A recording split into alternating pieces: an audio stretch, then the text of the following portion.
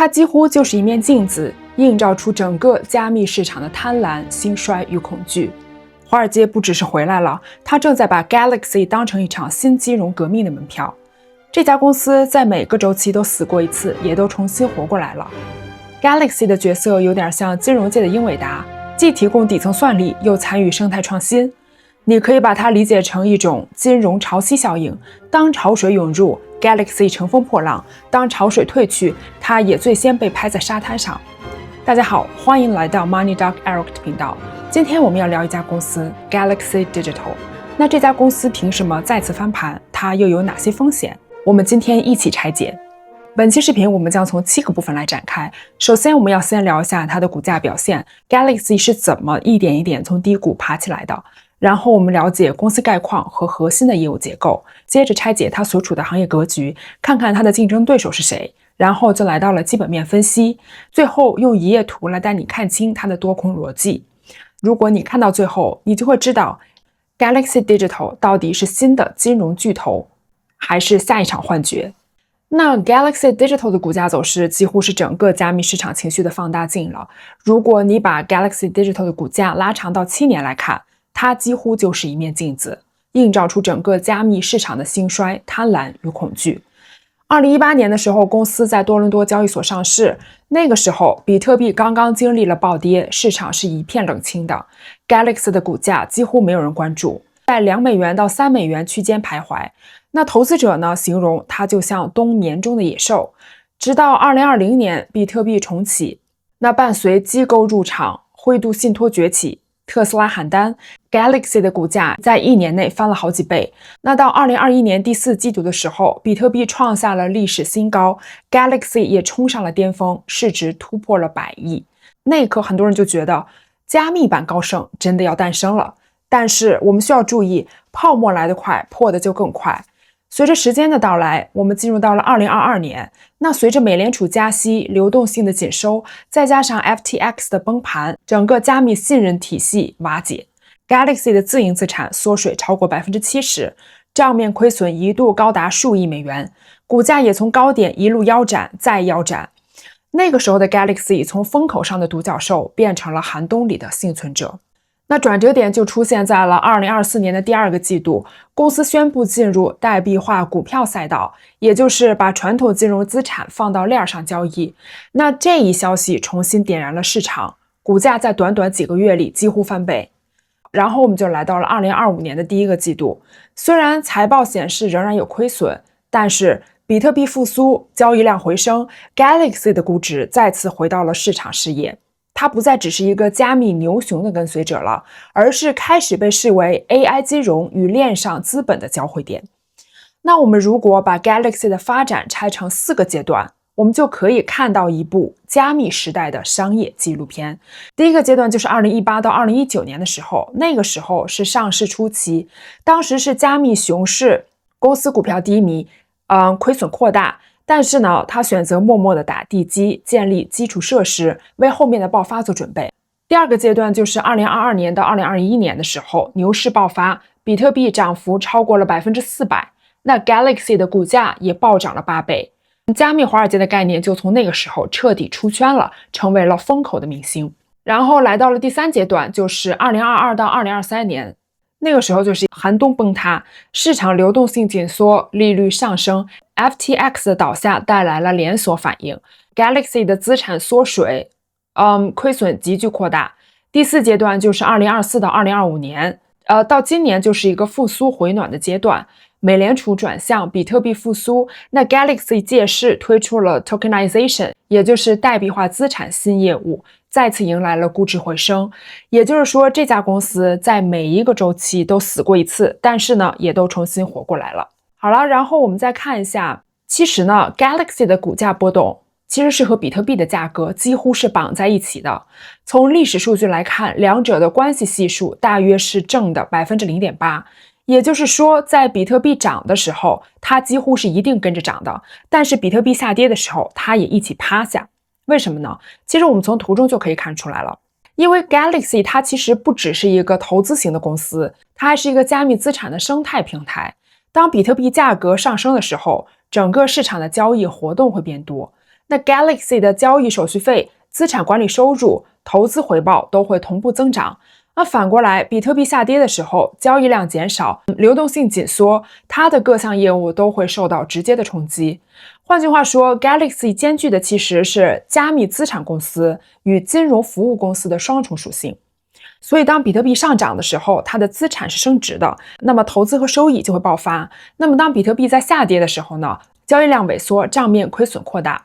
所以你看到图中的这两条线，浅橙色的呢是比特币的曲线，和蓝色的呢就是 Galaxy 的股价，几乎就是像一个共振的音符一样。那当比特币一路冲高的时候， Galaxy 其实就会紧随其后。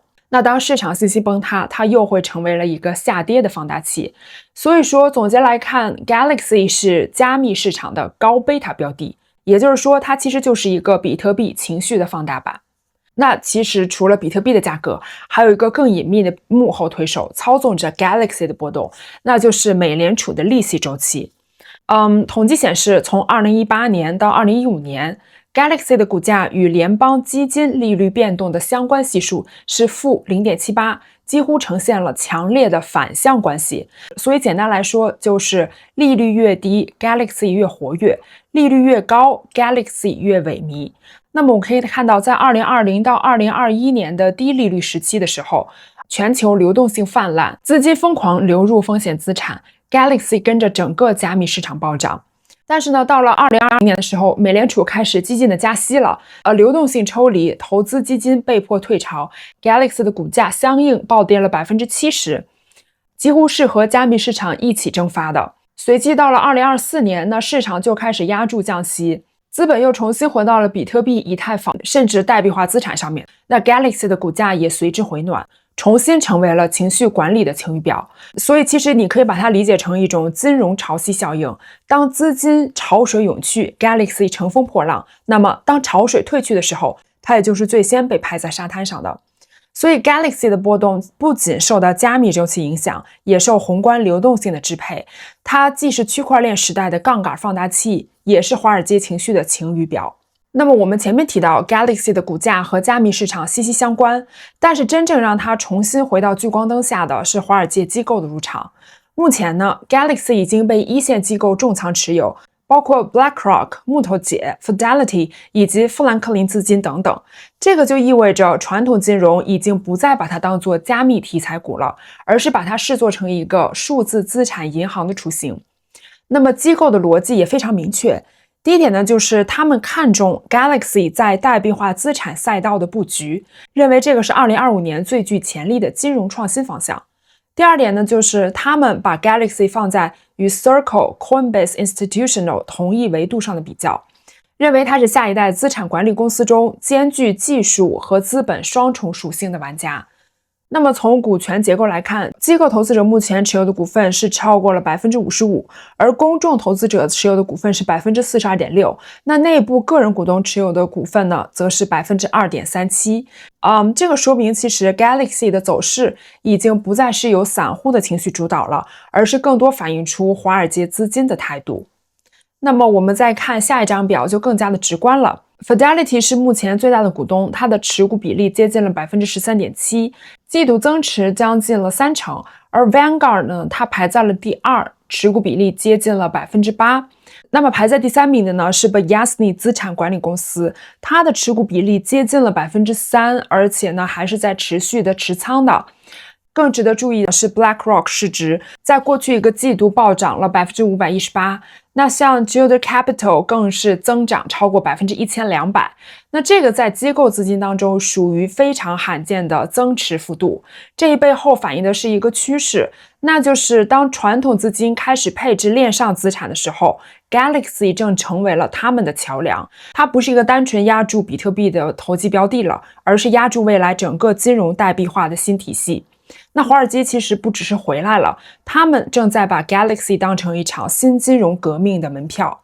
说到 Galaxy， 我们就必须从它的创始人麦克诺沃克拉茨开始讲起。他就是典型的华尔街叛逆者。他呢曾是高盛的合伙人， Fortress 基金的创始成员之一，也是2008年金融经济危机后最早一批从传统金融跳到加密世界的人了。那么在别人还开始质疑比特币是泡沫的时候，他已经把全部的身家压在了加密资产上。他常说的一句话就是我们正在建立一个 Wall Street 2.0， 以代码为信任，以区块链为底层。那么这个呢，就是 Galaxy Digital 诞生的起点。2018年的时候，比特币刚经历了一次大的崩盘，主流机构呢都还在观望。那麦克呢，其实就反其道而行之了，在最冷的熊市之中创立了 Galaxy， 希望用专业的投行架构把加密世界正规化。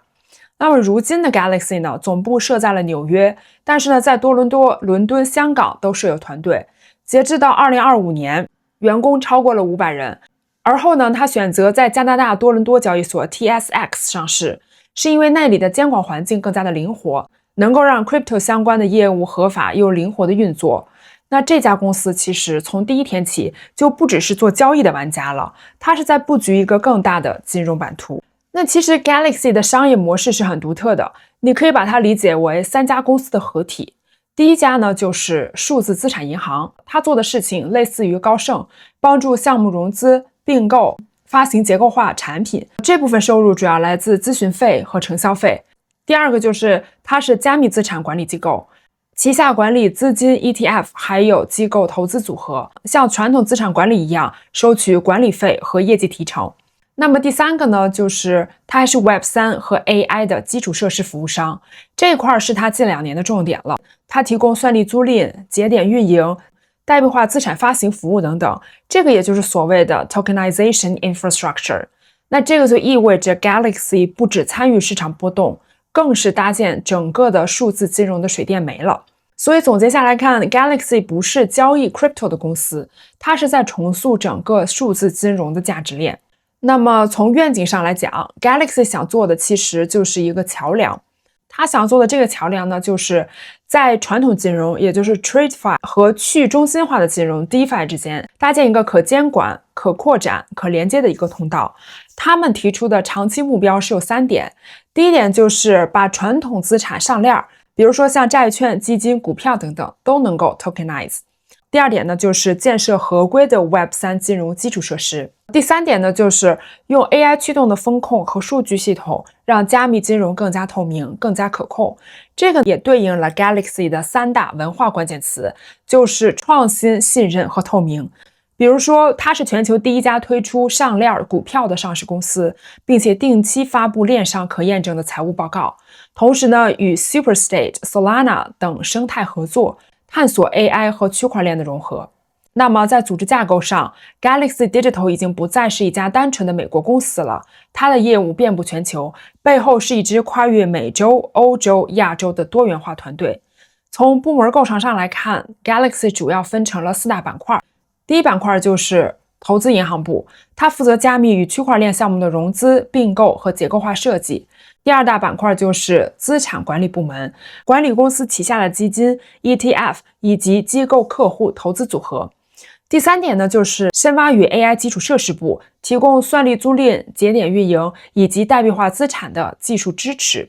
第4个板块呢，就是财务和风控部门。那这一部门呢，负责公司资金调度、风险管理和合规体系建设。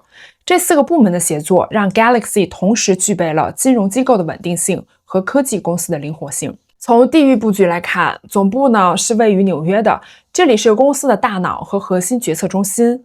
那在多伦多呢，设有主要的交易和清算中心。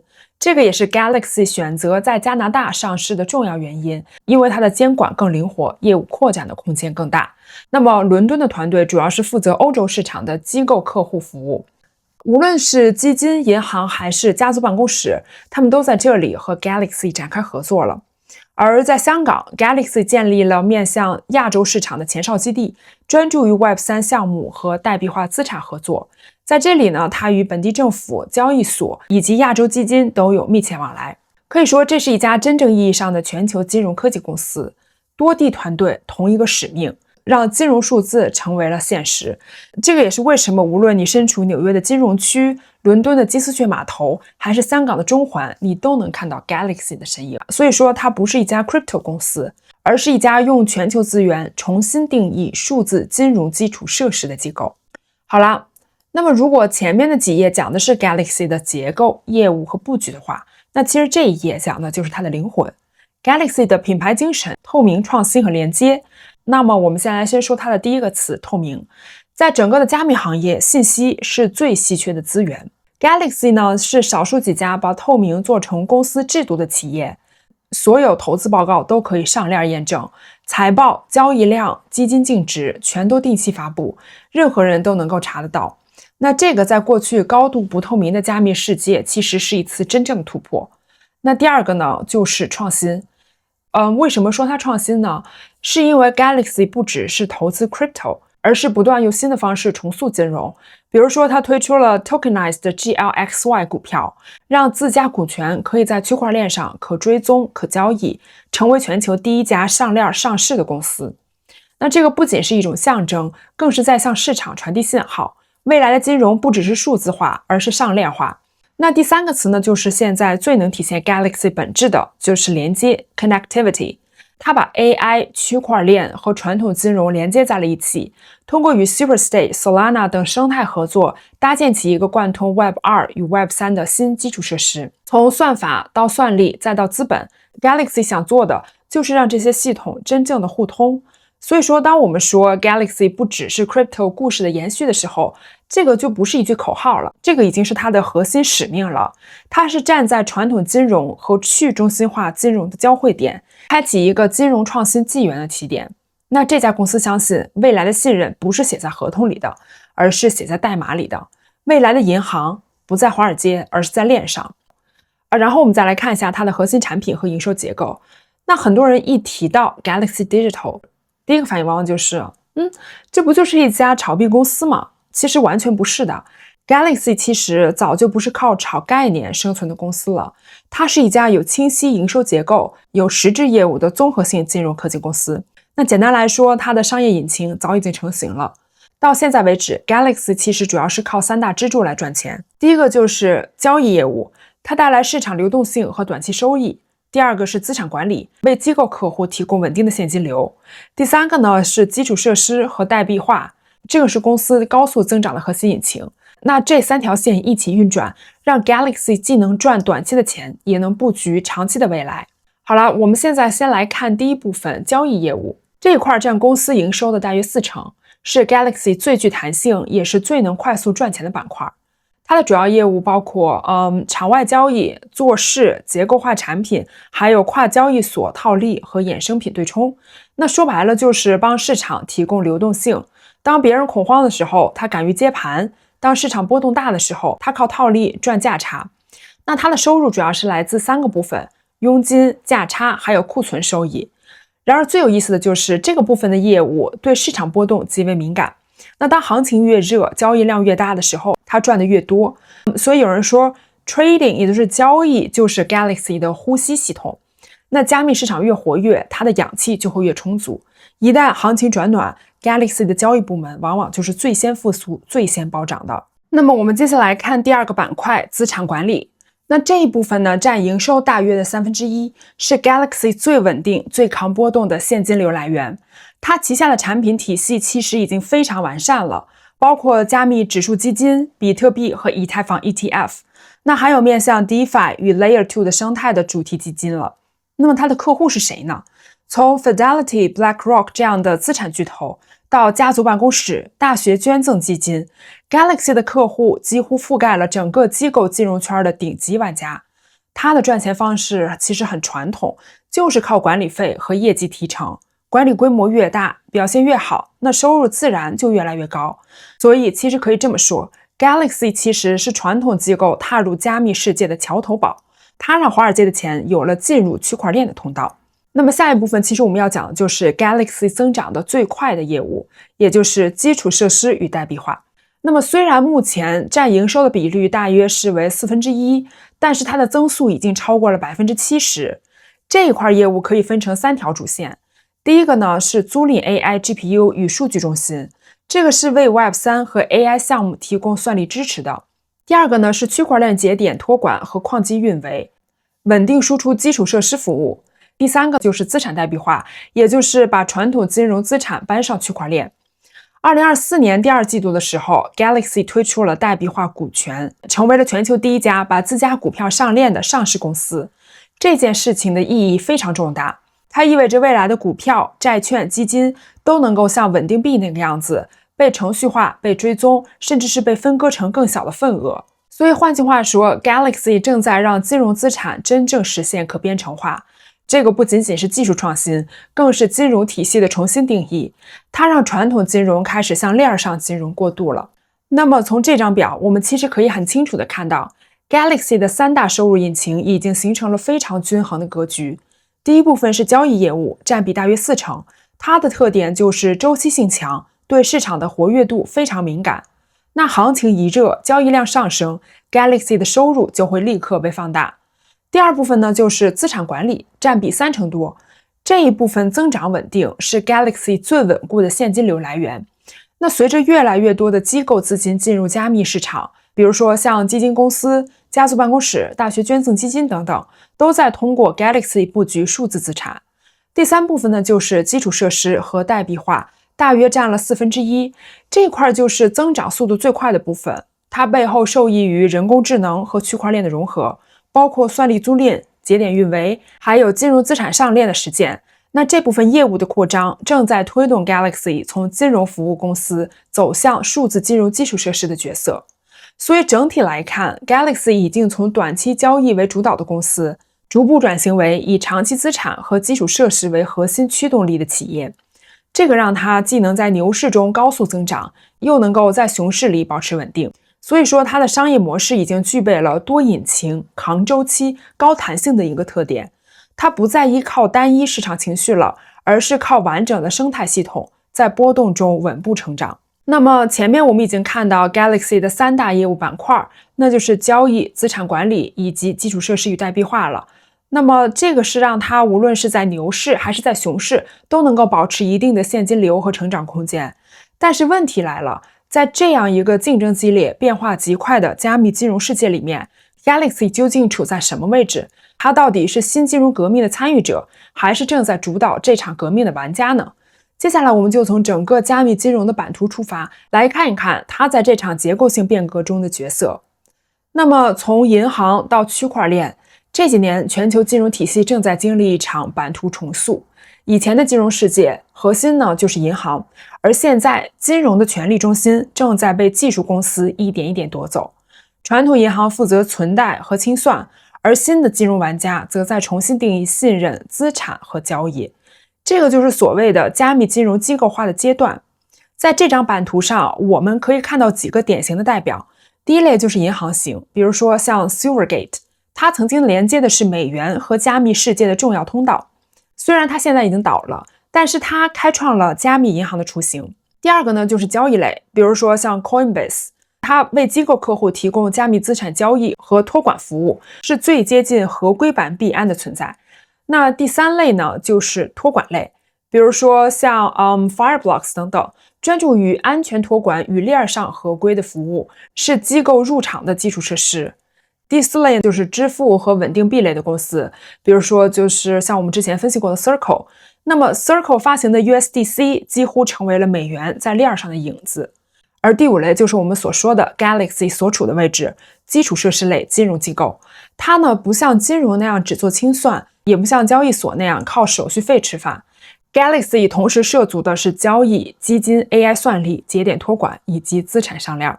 所以可以说它是连接传统金融与 Web3 世界的中间层。那么我们再宏观看一下，整个加密金融正在沿着3条主线前进的。那么第一条就是资产代币化，它呢就是将债券、基金、股票上链。第二条呢就是 AI 与 DeFi 的融合，它是用人工智能提升交易、信贷和风控的效率。第三条呢就是全球资本迁移的方向，从能源到算力再到金融数字化资产都在发生链上转移。而 Galaxy 呢，则是站在这3条趋势的交汇点上了。那么在这场金融革命中 ，Galaxy 面对的竞争者是谁呢？如果我们把整个赛道摊开来看，就会发现它的竞争对手几乎覆盖了整个加密生态链的每一环。首先说在银行端，曾经的 Silvergate 提供了美元和加密货币的清算通道。那么 Galaxy 现在正在填补这个空白。那在交易与托管端呢， Coinbase 是最大的机构级平台，但是 Galaxy 的业务范围更广，它不仅是做交易撮合，还提供投行服务和基金管理。那么在托管安全领域呢， Anchorage 和 Fireblocks 提供了合规的安全托管方案，而 Galaxy 采取的是自建系统和合作托管的双路线布局，既保证了安全，又保留了独立性。至于代币化方向，那 Circle 和 Chainlink 更偏向稳定币和数据接口，而 Galaxy 的目标呢则更高，它正在做的是证券与基金上链，直接触及传统金融的核心资产。所以我们其实可以说 Galaxy 并不是一个单点的公司，而是一个多赛道交叉的竞争者。它的角色有点像金融界的英伟达，既提供底层算力和基础设施，又参与金融生态的上层创新。基础设施和应用两头都沾边，这个也是它最大的护城河。那 Galaxy 凭什么能在这些巨头之间杀出一条路？那答案就是在于它的核心优势。它核心优势的第一个点就是大而稳的多元业务结构。像我们刚才提到的它的三大业务 Trading、Asset Management、Infrastructure 三驾马车并行，在波动的市场中能够互相对冲风险。这个意味着当币价下跌的时候，资产管理依然有管理费的进账，而在行情火爆的时候，交易部门又能立刻放大收益。第二点就是它有华尔街的基因，它的创始人麦克是前高盛的合伙人，整个团队都深谙传统投资银行的逻辑。那这种血统让机构投资者更加愿意信任 Galaxy， 因为他懂得风险控制，也懂得合规运作。第三点呢，就是前瞻布局 Tokenization 与 AI。Galaxy 是最早投入基础设施建设的玩家之一，既有自研的 GPU 集群和链上的实验室，它不是被 AI 浪潮推着走，而是主动的在驱动这一浪潮。第四点就是技术闭环，从自建算力到自用交易系统，再到资产代币化平台，那 Galaxy 打造了一个完整的闭环生态，这个让它的服务效率、数据安全性和可扩展性都处于行业的前列了。当然了，任何的公司都有阴影面， Galaxy 的挑战同样是不小的。首先就是市场的周期依赖，那一旦比特币下跌，市场的流动性就会下降， Trading 板块的收益就会立刻承压。第二点就是监管的不确定性，美国 SEC 和 FATF 对加密领域的监管仍然是十分模糊的，任何新规的出台都可能改变合规成本和资本流向。那第三点呢，就是盈利结构不稳定，基础设施投资巨大，短期内利润被压缩。那虽然它的增长潜力很高，但是财务压力同样是存在的。第四点呢，就是竞争同质化了。像 AI、托管、代币化等赛道上的新玩家越来越多了，比如说 Fireblocks、Chainlink、Ripple 都在竞争这同一块蛋糕。那这些因素让 Galaxy 必须要保持持续的创新，一旦停下了脚步，后续就有可能被后来者超越。所以放眼整个的加密金融行业，我们正在从一个投机资产时代进入体系化金融的阶段。那传统银行在观望， Web3 银行还是在一个萌芽阶段，而 Galaxy 呢，则是站在了两者之间。它是既懂华尔街的逻辑，也掌握了区块链的底层技术。这个呢，就让它成为连接旧世界与新世界的金融中层。那上接机构和监管，下连基础设施和 AI。这种桥梁型的定位正是它最大的战略价值。如果未来代币化和 AI 金融继续加速融合的话，那 Galaxy 很有可能成为加密界的高盛加贝莱德混合体。这个既是资本市场的参与者，也是金融系统的重塑者了。所以说 Galaxy 其实不只是一个加密公司了，它是一个正在重新定义金融的科技机构。好了，那么下面我们就来进入基本面的分析，看一看这家加密界的高盛到底底盘有多稳。首先是资本结构， Galaxy 目前的总市值大约是143亿美元，这反映了市场对它在加密金融领域的整体估值，处于整个区块链金融板块的前列。那它的总债务呢，大约是39亿美元，杠杆水平算是中等偏稳的。这些债务主要是用来支持交易业务的融资和基础设施的扩张。换句话说，这笔债务它其实不是坏债，而是成长型的杠杆。那手头现金方面， Galaxy 持有大约14亿美元的现金储备，这个现金规模足以支撑公司在高波动周期下的运营和策略投入。此外，还有大约11亿美元的其他资产，包括自营投资、数字资产持仓以及长期股权投资。那么这部分虽然波动较大，但也是 Galaxy 的隐藏资产池。那么扣除现金之后，企业的真实运营价值 EV 大概是102亿美元。那这部分才是评估 Galaxy 的实际体量的关键，用于衡量它的盈利能力和资本效率。所以说 Galaxy 的资产负债结构健康，现金流充足，杠杆适中，属于稳中带阔的成长型企业。当然了，财务稳健不代表没有风险。Galaxy 的风险特征其实相当明显，我们可以从几个指标来看。目前被做空的股份大约是153万股，占流通股比例约 1.12%。这个数字并不高，说明市场整体并没有强烈的看空情绪。那回补天数只有 1.22 天，这个代表空头要完全平仓，只需要1天多一点的成交量。流动性非常充足。但是值得注意的是 ，Galaxy 的贝塔值高达 3.85， 也就是说，它的股价波动性是标普500的近4倍。这个说明它的股价非常敏感，一旦市场情绪转冷 ，Galaxy 的波动往往会被放大。所以从风险的角度来看，它是属于一个高弹性的资产，行情好的时候涨得快，行情差的时候呢，跌得也快，适合有一定风险承受力、追求高成长的投资者。那么 Galaxy 目前呢还没有启动固定的分红或者是派息计划，这个对很多传统投资者来说可能是有一点陌生的，但是在高增长科技类公司里面其实很常见。公司呢重点把利润主要是用于了再投资，重点放在了 AI 算力、资产代币化以及基础设施扩张这3个板块了。Galaxy 它的逻辑其实是很清晰的，它不是要稳定的分红股，而是要通过战略布局来放大公司的长期价值。换句话说，它其实是属于典型的高成长型企业，宁愿把现金投入未来，也不着急回馈短期。所以管理层倾向通过股价增值和业务扩张提供长期回报。那如果未来加密金融市场进一步成熟， Galaxy 也可能引入回购或者是股息政策作为资本回报机制。我们再来看最核心的这一块，也就是盈利能力。Galaxy 的整体盈利指标可以说是极端分化的，毛利率高达 100%， 远高于行业中位数的 60.7%。这个说明它的主营业务边际成本极低，具备明显的类投行盈利的特征。那 EBIT 利润率达到了 92.4%， 这个数字几乎是行业平均的3倍多。这个代表 Galaxy 在运营效率和财务杠杆上都非常出色。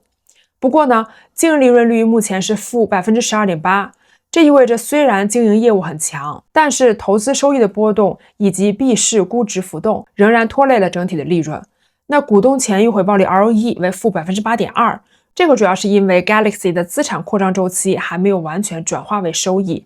同样，资产回报率 ROA 暂时为负，这个说明它还是在持续加码长期的布局。简单说， Galaxy 的商业模式非常的高效，但是盈利表现仍然是在消化投资周期的阶段。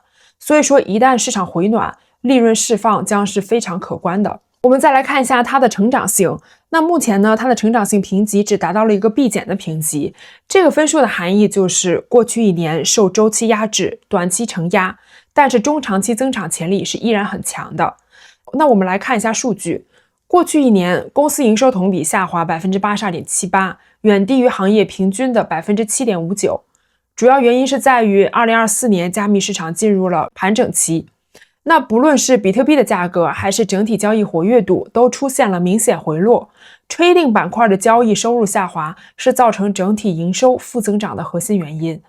不过呢，市场对未来的预期却是非常乐观的。分析师普遍预计，从2025年开始，随着代币化和加密 ETF 的全面落地， Galaxy 的营收有望反弹超过 335%， 比行业平均高出了将近48倍。这个说明它的增长潜力并没有消失，而是被暂时周期掩盖了。那此外呢，公司还是在积极扩张基建设施和 AI 结合的业务，这一板块未来有望成为新的增长引擎。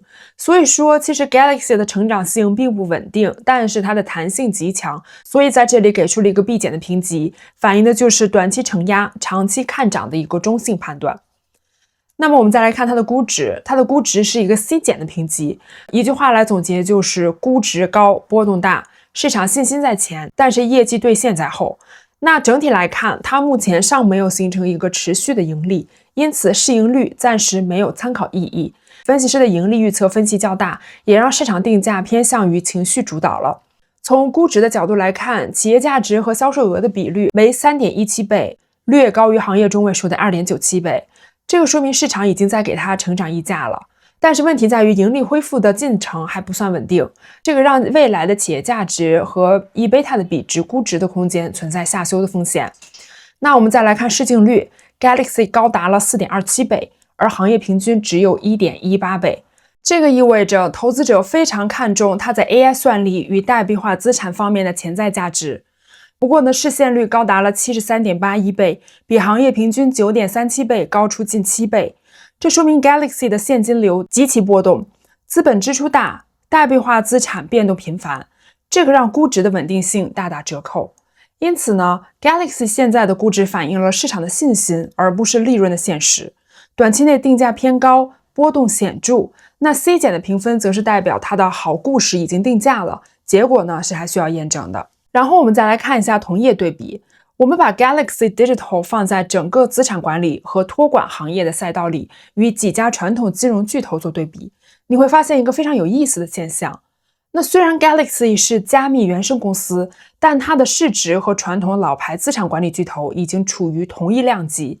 Galaxy 的市值大约是143亿美元，那企业价值呢是102亿美元，而瑞士私人银行 Julius Baer 市值是136亿美元，资产管理巨头 Franklin Resources 大约是116亿美元，那 Invesco 则为101亿美元。这个也就是说，从体量上来看， Galaxy 已经跻身在中大型金融集团的行列。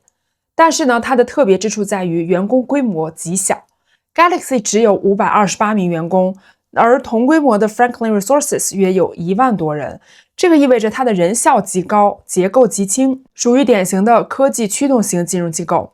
那么再看行业的覆盖度， Galaxy 定位于数字资产管理和托管银行，也就是说它既有资产管理的盈利模式，又具备交易和结算的底层功能，这一点是传统的单一资产管理公司做不到的。那么我们再看最后一个细节，也就是分析师的覆盖数， Galaxy 目前有13位分析师长期追踪，那覆盖度高于 Franklin 的11位和 IGM 的7位，说明这家公司在资本市场上已经成为了被主流机构认真研究的对象。接下来这一页我们来看一下它的股价表现。从图上可以看出 Galaxy 的走势几乎是一骑绝尘的，在过去12个月里面，它的股价上涨了 109.19%， 远远跑赢了同行平均的个位数涨幅。那传统金融机构呢，比如说 Julius Baer 仅上涨了 6.1%， Franklin 大约是 7.8%， 连表现最好的 Invesco 也只有 24.7%， 而 Galaxy 的涨幅几乎是他们的4到5倍。其实这个背后呢，反映出市场对2个关键逻辑的压注。第一点就是 AI 和区块链融合带来了一个重新的估值， Galaxy 被视为金融科技和数字资产的双引擎的代表，享受了主题的溢价。第二点呢，就是机构入场带来的流动性预期。那随着比特币 ETF、RWA 也就是真实世界资产上链等项目的落地呢，机构认为 Galaxy 是这个生态中最纯粹的底层受益者。但是我们当然也要看到这种涨幅的背后是波动性极高的贝塔。那 Galaxy 的股价曲线比同行业更陡，回撤也更深，它更像是一台高性能的引擎，油门踩下去呢就会跑得飞快，但是呢路一陡也容易颠簸。然后我们来看负债结构， Galaxy 的总负债约为 39.2 亿美元，净负债 24.8 亿美元，那负债率呢约为 149%， 看上去数字是不低的，但是我们仔细来看一下结构，就能够发现它的特征跟传统金融公司还不太一样。首先，它的长期负债占比仅为 11.2%， 这个说明它大部分资金都是短期流动性支持，用于交易和清算业务，并不是传统意义上的债务杠杆。那相比之下呢，像 Franklin IGM 之类的传统机构的长期的负债占比都在 20% 以上了，说明他们的杠杆主要来自融资型负债。那 Galaxy 的负债更像是运营型资金，它在为高波动资产提供周转空间。好，我们再来看一下同行呢， Invesco 的负债率只有 12.6%， SEI 则更低，几乎是零负债。这个意味着 Galaxy 的财务弹性更高，但是风险暴露也会更直接。所以其实它的杠杆不是一个坏事，它反映的是一种做交易生意的资本结构，而非借钱扩张的一个风险结构。然后我们再来看营收成长性。Galaxy 的年度营收增速是负 82.78%， 这个就是前面讲过的周期性下滑。但是呢，它的前瞻营收增长预期高达了 335.71%， 几乎是同行业平均增速的48倍。我们再来对比一下同行，传统银行 Julius Baer 的未来营收增速只有 11.8%， 那资产管理巨头 Franklin Resources 的预期仅为 1.6%。而像 SEI、IGM 这类的公司也只有 4%到 8% 左右。那所以呢 Galaxy 的曲线其实更像是一个深 V 的，现在在谷底，但是市场认为明年它就是一个反弹周期的起点了。这背后呢是有2个核心的驱动，第一个就是我们一直在强调的代币化业务， Galaxy 正在推动基金、债券和股权上链，另一个呢就是 AI 和区块链基础设施的扩张。GPU 租赁和节点托管业务正在高速的增长，所以在同业的横向对比中， Galaxy 虽然是短期下滑最猛的，但也是增长潜力最高、估值弹性最大的公司。那用投资的语言总结就是，这家公司是周期敏感，但是未来空间极大。最后我们再来看一下它的盈利能力的对比。那这部分的数字其实非常有代表性，因为它揭示了这家公司波动巨大，但是潜力惊人的特征。首先就是我们刚刚说的，它的毛利率是100%，EBIT 利润率也达到了 92.4%， 看起来就是几乎是完美的。但是如果我们继续往后看，就会发现它的结构上的问题。你看它的净利率是负 12.8%， 也就是说在扣除各类非现金项目、投资损失和费用之后呢，整体仍然处于一个亏损状态。那最关键的呢就是自由现金流 FCF margin，Galaxy 的 FCF 利润率为负 65.1%。这个说明公司在扩张期的资本支出极大，包括算力设备、节点托管、资金运作等现金流出。那对比同行其实就更明显了。传统资产管理公司像 Franklin 啊、Invesco 啊、SEI 啊，这些都是正现金流、稳定盈利，那净利率普遍是在 3% 到 31% 之间。而 Galaxy 则仍然处于一个投资的周期阶段。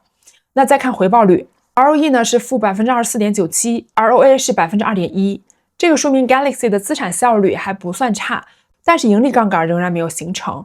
换句话说，它呢就像是一台正在加速的引擎，毛利极高，效率极强，但是油门还没有完全转化为速度。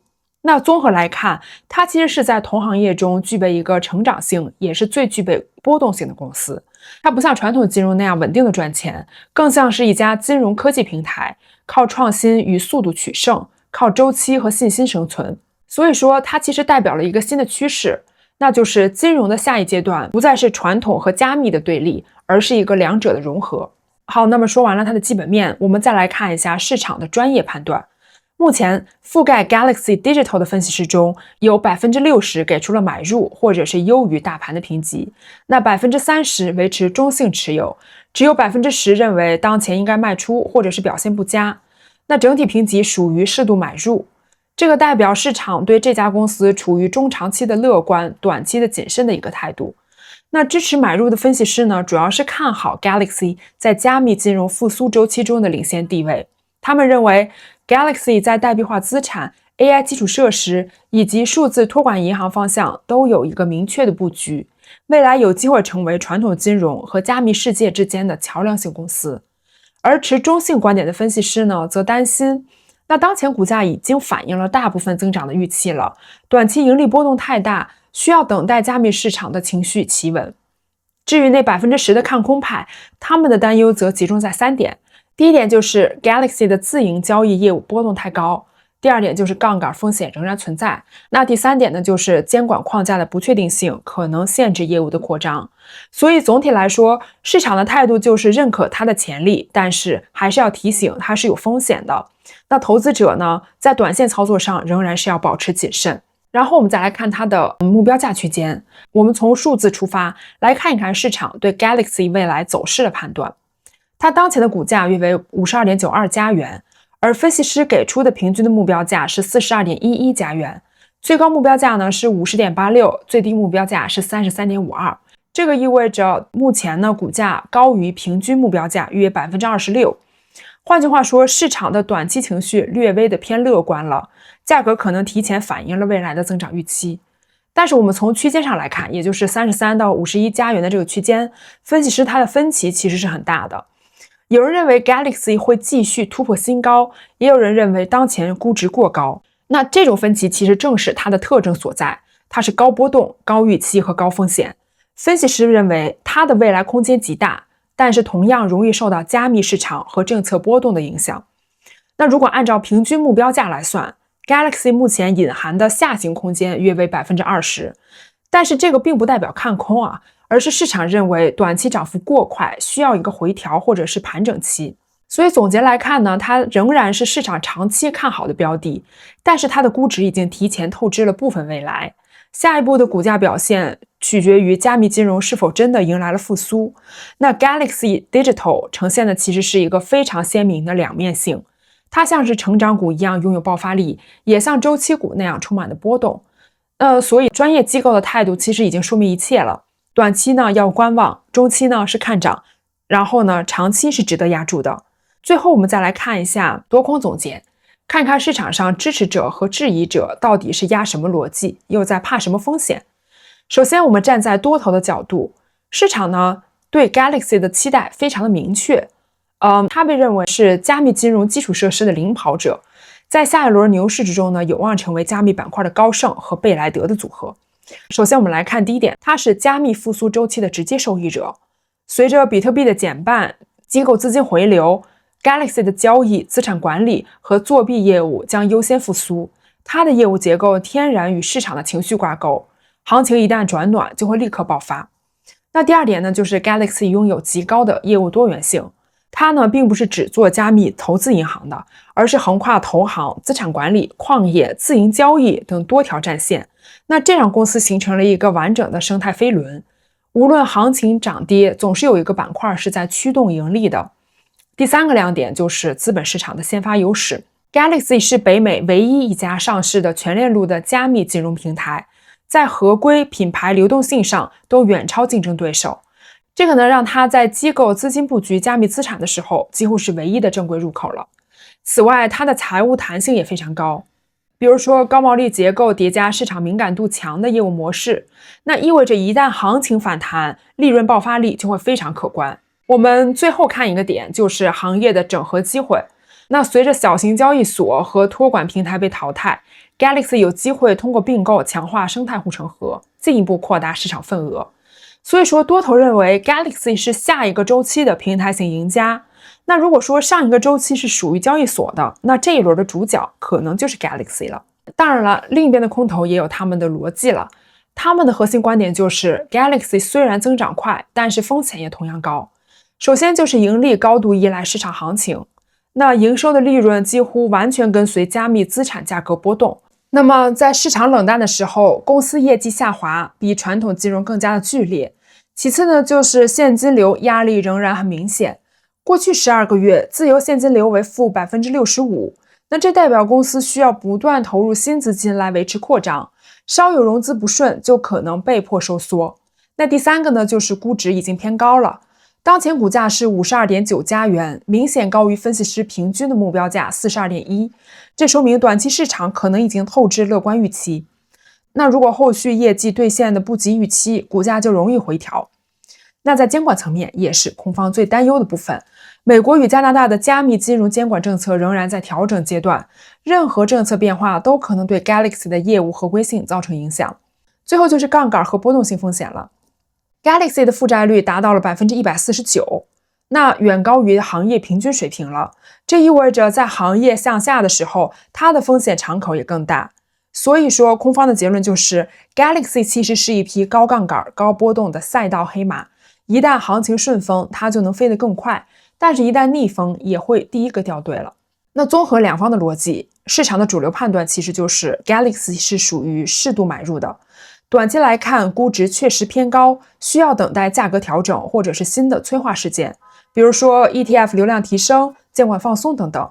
那么我们从一个中长期的角度来看，那 Galaxy 把握的呢是整个加密金融复苏和机构化趋势，这条赛道的空间足够大，也足够长。那么未来的关键观察点其实是有3个。第一个就是比特币价格的走势，第二个呢就是监管政策的进展，第三个呢就是 Galaxy 资产管理规模的增长速度。所以总结一句话来说 ，Galaxy 呢，它其实是一只高风险、高弹性的加密金融股。在牛市里，它像火箭一样上升；在熊市里，它也可能会变成一个过山车。它呢，适合相信加密金融长期趋势，并且有耐心承受波动的投资者了。那么你是怎么看 Galaxy Digital 呢？你觉得它是真正的加密版的高盛，还是一只被市场情绪推高的周期股？欢迎在评论区告诉我们你的看法。如果你想看更多关于加密金融、AI 投资以及下一代资产平台的深度拆解，记得点赞、订阅并打开小铃铛。这里是 Money Dog Eric， 我们下期视频再见。